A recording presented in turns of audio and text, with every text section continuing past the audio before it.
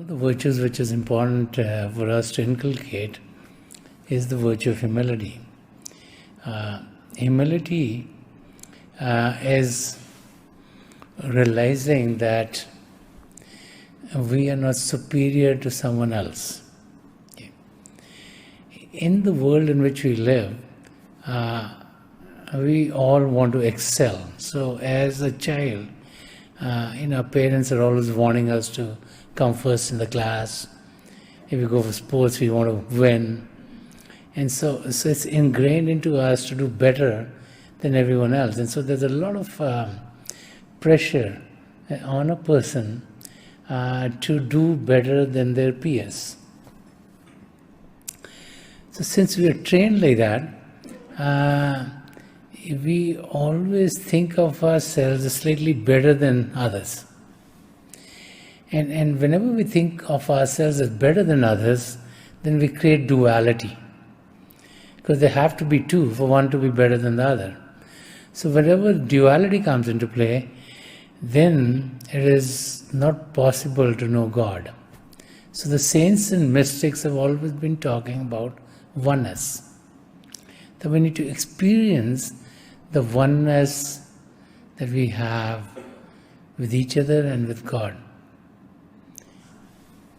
Sant Kripal Singh Ji Maharaj had a very small saying. He says, Ek bano, nek bano. It means be one and be virtuous. And so humility is one of the virtues that we need to inculcate in our being so that we are recognizing that we're all one and the same. Humility doesn't mean that we have someone overpower us. That's not the question. Humility doesn't mean that if someone is doing wrong to us, we just don't stand up for right. But humility means understanding that we're all one.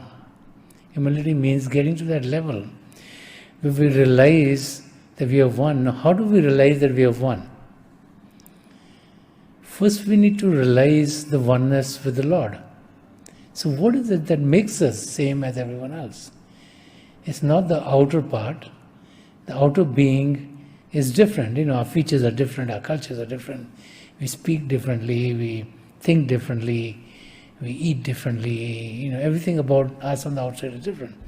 So what makes us realize that we are one is if we find a connection with the Lord.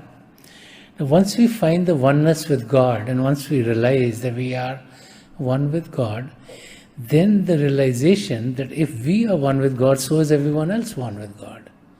And then it comes in the principle of recognizing that we are all one and the same.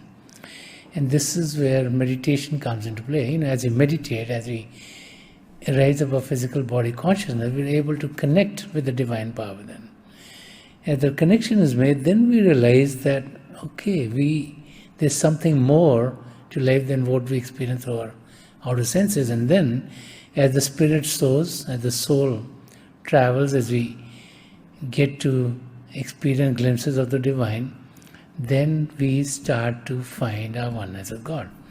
And so it's finding that oneness with God which will have us truly be humble, because the realization that we're all one and the same will make us look at everyone that we meet with love, with the same angle of vision. Sant Darshan Singh Ji Maharaj wrote very beautifully. He says, Gale laga lo, har insaan ko ke apna hai. Chalo, to raah guzaro mein baante hue pyar. He's telling us, let's embrace every human being as our own. And let's pass through life distributing the love of God. So that's the state that we can achieve. That's the state we want to achieve. That's the state that is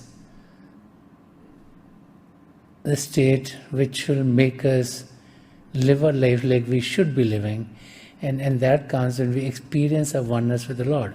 And that is what makes one truly humble, because realizing the oneness with the Creator is what makes us understand that we're all one and the same.